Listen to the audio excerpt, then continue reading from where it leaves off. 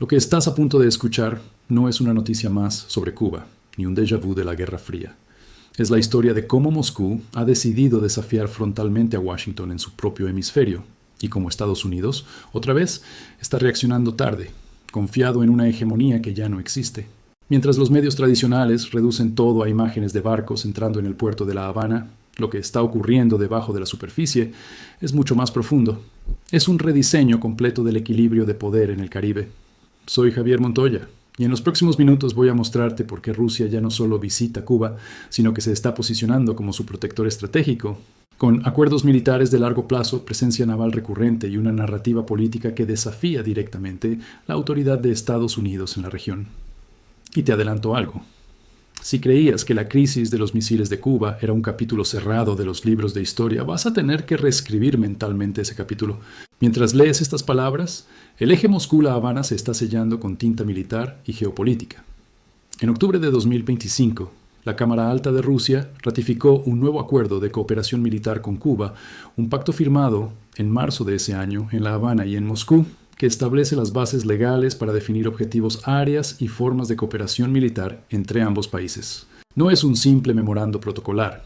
Es el marco jurídico que permitirá entrenamiento conjunto, intercambio de experiencias, ampliación de programas técnicos y protección explícita de ciudadanos rusos que operen en territorio cubano. En el contexto de este acuerdo, Vladimir Putin ya firmó la ley que ratifica este acuerdo, y parlamentarios rusos lo describen como un instrumento para desenvolver y fortalecer la colaboración militar entre Rússia e Cuba, e consolidar uma cooperação estratégica de longo prazo, dirigida a garantir autonomia diante das pressões ocidentais.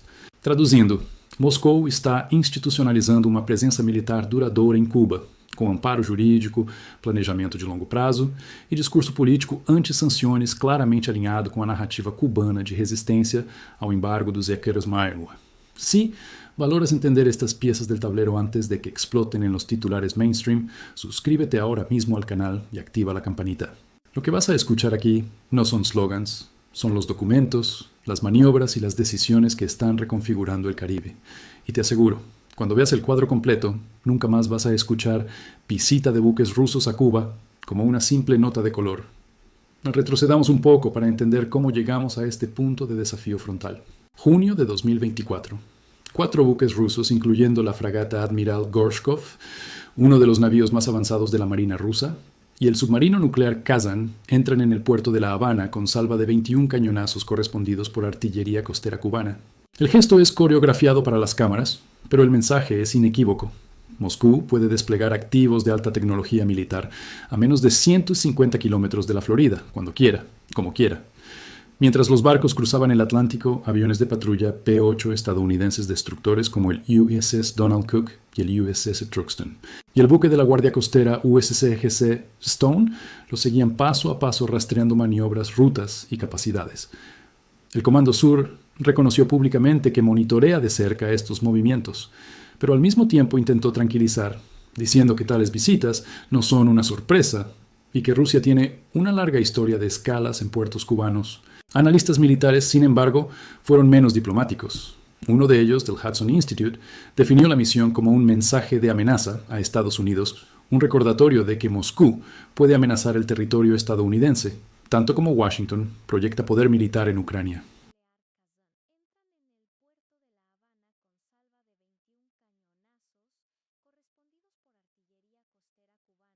Y este no fue un episodio aislado. Las visitas de buques rusos a Cuba se han vuelto recurrentes. Entre 2013 y 2020, navíos rusos atracaron en la isla prácticamente todos los años, manteniendo vivo el hábito estratégico de presencia en el Caribe. En paralelo, Moscú ha intensificado su apoyo político directo a La Habana, condenando sistemáticamente el embargo estadounidense como bloqueo ilegal e inhumano, y llamando desde el Consejo de Seguridad de la ONU al levantamiento inmediato y total de las sanciones. Funcionários del Ministério de Exteriores russo descrevem o embargo como a mais flagrante forma de interferência sancionatória nos assuntos internos de um Estado soberano, uma postura que lhes permite ocupar o espaço moral que Washington diz defender, mas não pratica na visão de Moscou. En enero de 2025, cuando el presidente Donald Trump decidió volver a colocar a Cuba en la lista estadounidense de estados patrocinadores del terrorismo, revirtiendo la decisión anterior de Joe Biden, la respuesta rusa fue inmediata. La portavoz María Zaharova acusó a Washington de usar la designación para endurecer aún más las restricciones financieras y económicas, con el objetivo de desestabilizar la isla y provocar un cambio de régimen. Al mismo tiempo, prometió que Rusia continuaría proporcionando el apoyo necesario a Cuba para exigir el fin del bloqueo ilegal e inhumano. Es decir, Moscú se posiciona explícitamente como garante político y crecientemente militar de la supervivencia del régimen cubano frente a la presión estadounidense.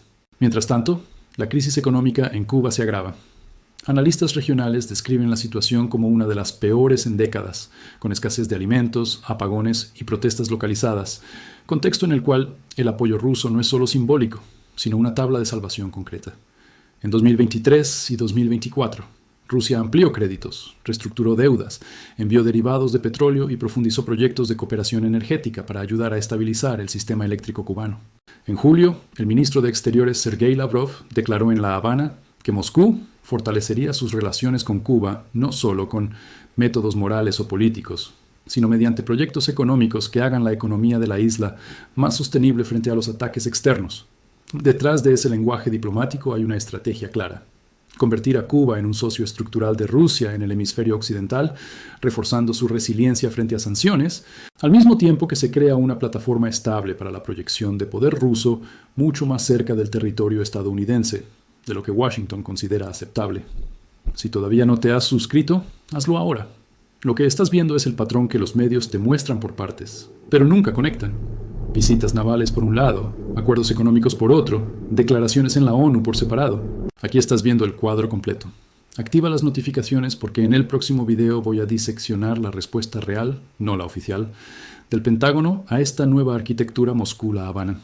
Volvamos al acuerdo militar de 2025, porque ahí está el corazón de este desafío frontal.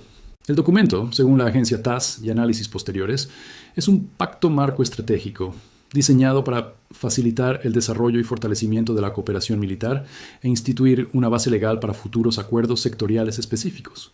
No especifica públicamente qué armas, qué instalaciones o qué despliegues están sobre la mesa, pero incluye una cláusula clave: la protección de los intereses de ciudadanos rusos que desempeñen actividades en el marco del acuerdo, lo que abre la puerta a personal militar permanente, instructores técnicos y posiblemente contingentes rotativos.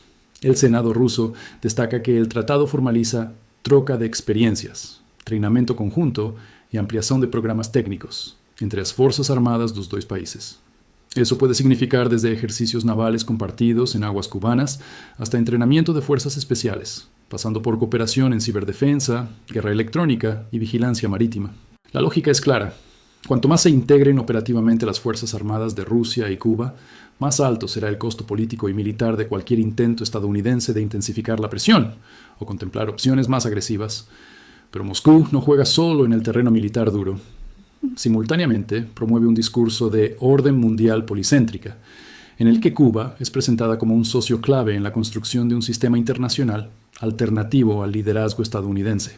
Diplomáticos rusos describen la política compartida con La Habana como constructiva para estabelecer ese mundo policéntrico y denuncian as sanções unilaterais de Washington como ataques à soberanía y a estabilidad global. En otras palabras, la defensa de Cuba ante Estados Unidos se convierte en un símbolo de la resistencia de todo un bloque frente a la hegemonía americana. Del lado estadounidense, la reacción oficial mantiene el tono de calma controlada, pero las acciones dicen otra cosa. Cada vez que una flotilla rusa se aproxima al Caribe, destructores de la Marina estadounidense, aviones de patrulla y, en algunos casos, submarinos son desplegados para seguir cada movimiento. El Comando Sur reconoce que monitorea de manera rutinaria actividades de preocupación cerca de la patria, pero al mismo tiempo busca minimizar el riesgo de pánico público, enfatizando que estas visitas tienen precedentes históricos. Analistas independientes, sin embargo, señalan la diferencia clave. Durante la Guerra Fría, la Unión Soviética operaba desde una posición de relativa paridad nuclear, pero con limitaciones económicas severas. Hoy, Rusia, aunque debilitada económicamente, actúa de forma más audaz en la periferia estadounidense, precisamente porque el foco de Washington está dividido entre Europa, Oriente Medio y el Indo-Pacífico. En este contexto, la designación de Cuba como Estado patrocinador del terrorismo por la administración Trump en 2025 funciona como gasolina sobre el fuego.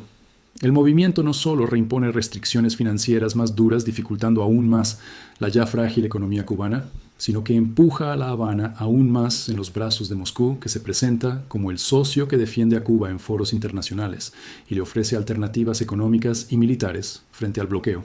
Desde el punto de vista ruso, cada sanción adicional de Washington a Cuba es una oportunidad para ampliar influencia, firmar nuevos acuerdos y consolidar su posición como garante externo de la resiliencia del régimen cubano. Lo que estamos viendo, por tanto, no es un simple gesto simbólico de buques rusos frente al malecón habanero, sino la cristalización de una estrategia de largo plazo: usar el aislamiento de Cuba, provocado y perpetuado por Estados Unidos, como puerta de entrada para un actor militar extrahemisférico que puede proyectar poder directamente en el Caribe. Moscú protege económicamente a Cuba frente a las sanciones, la respalda políticamente en la ONU y ahora consolida legalmente un andamiaje de cooperación militar que limita las opciones de Washington y le recuerda de forma muy visible que ya no controla sin contestación su patio trasero. Si este panorama te está resultando diferente de las narrativas simplificadas que sueles ver en los noticieros, suscríbete ahora mismo y deja tu like. Aquí no te venden una frase suelta, aquí conectamos acuerdos, maniobras, discursos y documentos para que entiendas por qué cada buque ruso que entra en La Habana es en realidad un mensaje directo a la Casa Blanca. Comparte este video con quien aún cree que la Guerra Fría terminó y que el Caribe es una región periférica. El tablero ha cambiado, y quien no lo vea a tiempo va a despertar cuando el desafío a Washington ya no sea solo simbólico, sino estructural.